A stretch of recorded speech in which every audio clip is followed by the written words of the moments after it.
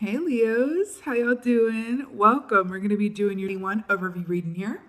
So your meditation was short and sweet, kind of great. Let's get into it. I was taken immediately to a night sky full of stars. And then I saw an image of the sun, the moon, and the stars. Then I saw a unicorn, like you can't even make this up, like a unicorn with a rainbow tail and rainbow hair soar across the sky as shooting stars, went every which way.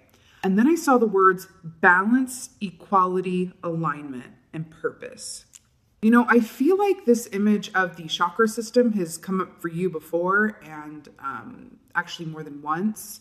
When I think about unicorns, that's very much about a nod to the past because it equates to the judgment key, right? So it's about, sending love to the past or acknowledging the past and the gifts and what you learned from it and whatever else. So you can move forward into the completion of the cycle with the world key, right? Which is, successful completion, graduation day, happiness, all of that good stuff.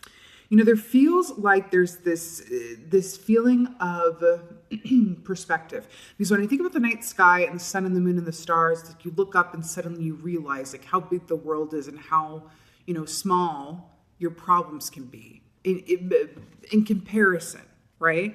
So there's this aspect of perception and this opportunity to view yourself and your situation through the lens of limitless possibility. Okay? All right, let's get your animal energy. Leo. Ooh! Oh, I'm so happy about this. Okay. The otter. Can I just tell you something, Leo? Can I let you in on something? You are second to last reading for this. You're the only, I cannot tell you the number of times there were, it was mostly, most people got like two animals over and over and over again. For their yearly energy ahead was mostly the crow and the gazelle. You were the only one who got the otter. And I love the otter.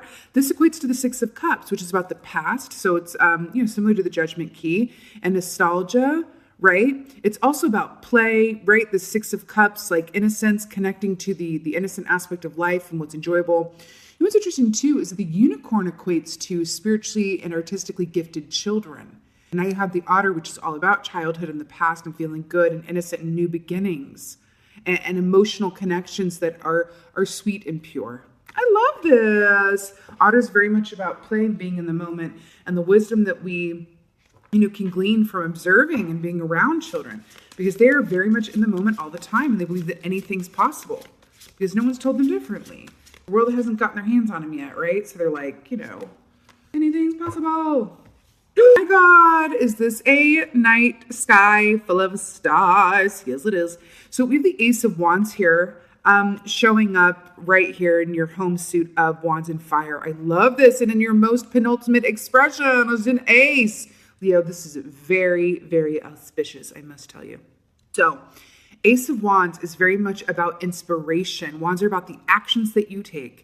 And also what and whom you feel passionate about, right? Artistically, creatively, work-wise, relationship-wise, right? It's really good. It's about plans as well, feeling really excited and setting off on that journey, right? This is the fuel that gets you going. What I'm really drawn to here as well, though, is that, this firefly aspect of light within the darkness, right? These points of inspiration, illumination, perspective, and I'm hearing luminescence as well. Remember I saw the sun and the moon and the stars? And now we have this light up aspect here. There is really this distinct aspect of illumination and being a source of light for yourself and others, I feel like, right? Because then you got the moon. More stars in the sky. Let's just keep going with it. Why not? The moon is very much about intuitive ability, psychic ability. It's also about the unknown. I also want to point out again with this perspective aspect of it, right? Reflective surfaces. How do things appear versus how are they actually? I keep hearing it. Limitless potential. The owl equates also to a Ten of Cups energy, which is about complete emotional fulfillment. On the flip side, owl represents wisdom. And owls, so Ted Andrews, really obsessed with Andrews, in his book, Animal Speak, he says about the owl that the sun lives through the owl at night. So it's a misconception that the owl can only really see well at night. It's not true. It means that the owl can see just as well at night as it can, at high noon during the day. Perspective, illumination, seeing things incredibly clearly and manifesting from that place of clarity and clear sight. Leos, in it to win it. Lovely. So you have the 2 swords here, which is quite nice. I feel like in this context, I do feel like there's a considering of options and weighing things before you move on them, which is always wise. This 2 swords here, this is about recruiting your heart and your head to work together as partners. Right? So you sitting down and going, okay, heart, what you got to say? What do you want? Where are you? And then head, okay, what you got to say? Where do you want? Where are you? Let's come together. Who has the floor? Who has more to say? Who has less to say? Where are we? I'm giving you both equal time and credence and space, right? I don't value one of you over the other, right? I'm going to take you both to the gym. We're going to get cardio in on both of y'all's.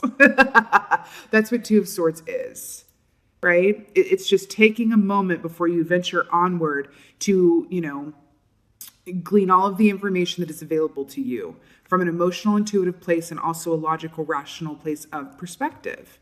This is the T, the T. Well, it is the T, but this is also the key and the ticket, right? This is, God, thank you for this reading, Leo. Thank you very much. It just feels very, very nice. Ace of Wands, let's do it. Showing up in your own reading, strength, Leo, strength and a lion.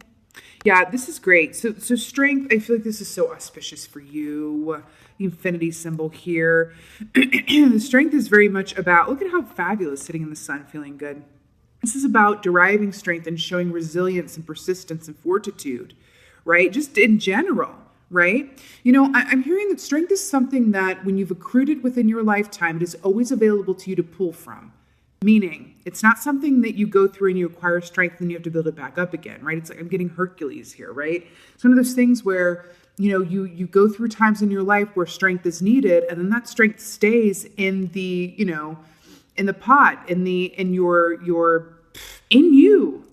right? It's something that accrues over time and never goes away. Strength that is, earned and found and built up through experience and trial and error and pain and experience, that never goes away. That's why they say, like, what doesn't kill you makes you stronger type deal. That strength just accrues and builds on itself. That's why, the strongest people are the ones who have been through the most. I feel like you are pulling upon these reserves and using it to your advantage and your benefit. It's really beautiful. Really beautiful. The moon. I'm loving this reading. I know I'm not supposed to play favorites, but I really like this one. It feels really nice. The moon. Ooh. Okay. So we have the 5 of Swords here. Within this context, I must say I'm really drawn to the moth here. Let's look at it this way. Anyway, daytime, nighttime, right? So I feel like there's an aspect here of, seeing things as they actually are from 2 different lenses and perspectives, right? Look, when you look at something under the light of day, it will appear one way, and it's one aspect of its truth. When you look at something under the light of the moon, it may appear different. There's going to be shadows where there weren't before. There's going to be parts that you see better and less well than you do in the middle of the day, right? There's a glare versus no glare. I feel like there is something, or yourself, things you are considering from 2 sides of the same coin. You're going, okay, what is this aspect of it? What is this aspect of it? What's the shadow aspect of it? What's the light aspect of it? Right? And we integrate all those together. It's the sun and the moon and the stars and rainbow alignment, possibility, and perspective, right? You're looking at it from more than one angle, which just feels really smart. I feel like that's always the thing to do. I just feel like it can be difficult to get there sometimes, especially because we are spiritual beings having a human experience, but sometimes that really does take some trial and error and effort and, strength, right? I'm hearing that there's something extra special about your birthday season this year, actually. Extra special birthday season there. 5 of Swords. 1, 2, yeah. Again, about this moth energy, let's talk about this. So moths are associated with both the daytime and the nighttime. So I'm kind of obsessed that it's coming out for the moon. Initially speaking, 5 of Swords is people acting outside of their integrity, right? People acting outside of their integrity. I feel like in this context, with the moth and you're looking at something, in the under light of the moon and under the sun, like in the light of day and in the nighttime, right? The shadow and the light. Moths are incredibly sensitive. They say like a moth to a flame. Moths are incredibly sensitive. They feel everything tenfold. Moths represent for me empaths, people who feel other people's feelings as their own. I do feel like there's a high sense of feeling here, but I feel like it's also saying like your intuition, your feeling, your empathy, because it's on point and working for you. And there is a difference between being an empath and being an HSP, right? A highly sensitive person, right? Being an empath is actually an intuitive ability. Being an HSP is similar, but it's not an intuitive ability, right? It's different. And I feel the call to, if that interests you, if that tugs on something within you, definitely research that. Empaths versus HSPs, because there's something here coming into play with that. And it's interesting too with the otter, given that it's 6 of cups and a return to childhood and nostalgia and innocence and a purity. I feel like you are operating from a place of high discernment where you are wanting to make more time and room for people, places, and things that serve your soul from a joy perspective, like a childlike sense of joy perspective, right? And less for things that feel too, it's funny saying this, but that feel too adult, quote, right? That feel too adult, that feel too harsh, that feel too jaded, that feel too negative. It's like you're going, no, I'm the place and time for that has passed. I now know what is really important. 20 has taught me that time and life are precious. Life is too short to be spent in obligation, and I'm going to do me and enjoy myself. Because tomorrow isn't promised. And that also is another adult lens to look at, to look at childhood and children 6 of cups through as well, right? Childhood versus adulthood. This is really cool, Leos. Really, really cool. So you could be coming from a 5 of swords perspective going, I'm cutting out this and this and you and this and this. And it could be aspects of yourself as well that you're removing and cutting out, right? Have I not been saying perspective this whole time? You have the Hanged Man, which is all about a flip perspective, right? And we have a beautiful raven here too, because this always harkens back to Odin, right? Who hung on the tree for 9 days and nights in order to seek wisdom. So this is about the illumination that happens from flipping your perspective. I will say, the difference between, for example, like the Hermit energy, Virgo energy, who makes a deliberate choice to go inside and seek enlightenment. The Hanged Man is about this coming as a result of, allowance, surrender. This is like, well, my situation, opportunity is eliciting this from me. This is not something that I necessarily went out and chose, but I'm surrendering to it and allowing it because where I am, current perspective is not serving me. It's not informing me. Thus, I'm going to actively flip it. Or I'm going to allow it to be flipped, I should say. Allow it to be flipped. Hermit actively flips it. This is allowing it to be flipped, right? And the Hermit looks a lot more comfortable too in his warm cloak and cape, as opposed to this guy who's hanging upside down with the rush of blood to the head, right? I'm going to flip him upside down, but it's worth it. You know what I mean? It's worth it. I'm also drawn too with like the flip perspective and the tree imagery here in the 2 of swords, the heart and the head. This is a flip perspective that comes from bringing together your heart and your head. Okay? Like we already talked about, which is really cool and lovely and amazing. Right. Let's get an oracle. Oracle for Lions. I'm really drawn to the roses around this strength key as well. And I'm hearing that Guns N' Roses song, Every Rose Has its Thorn. It's like you're appreciating the sour and the sweet and understanding that one doesn't really exist without the other. You can appreciate the sweet more because of the sour, right? And you can endure the sour because you know that, ultimately, again, there will be sweetness, right? Yeah. Okay. Oracle. Ooh. Oh, interesting. I was just reading about this. So you have the blade. Look how gorgeous. So the blade is very much about harnessing your manifestational abilities and using them wisely and with discernment. So the blade also speaks of cutting out, right? Back to this 5 of swords, right? Remember what we said about that, 2 swords. Cutting out people, places, things, and or aspects of yourself that are of a vibration that is not to your liking, right? This is also about harnessing your blade wisely, because one wrong cut or using it with too much force or not enough force, it results in a nick that isn't necessarily, but like it's the difference between like the precision of a surgeon who makes the exact right, incision at the exact right spot that leads to what? Ultimately healing. You take a cut, you heal it, and then it gets sewn back up again and it's worth it, right?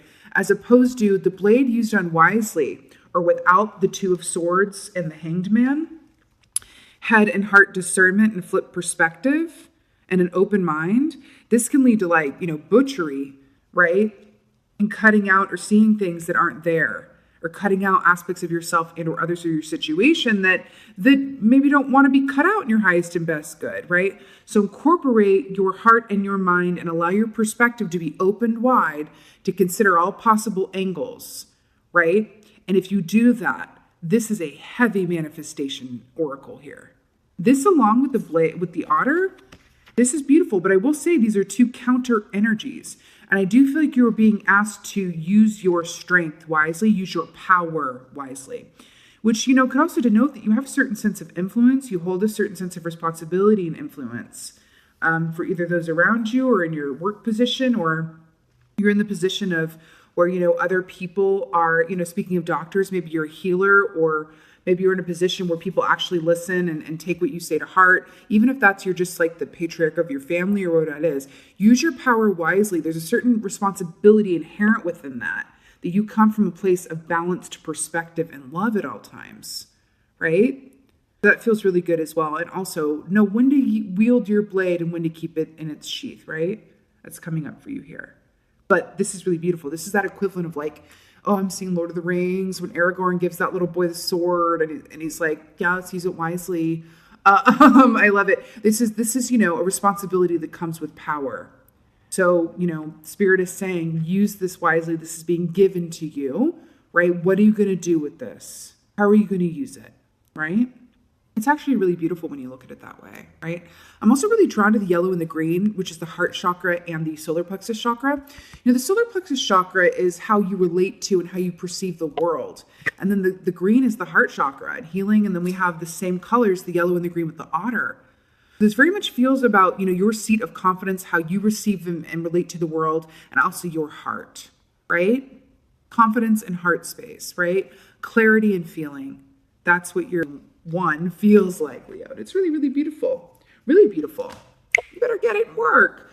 With that being said, Leo, this is, like I said, your one overview reading. I am so obsessed with this for you. It feels so nice. I'm also really drawn to this pentacle that the raven is holding. Oh, thought and memory.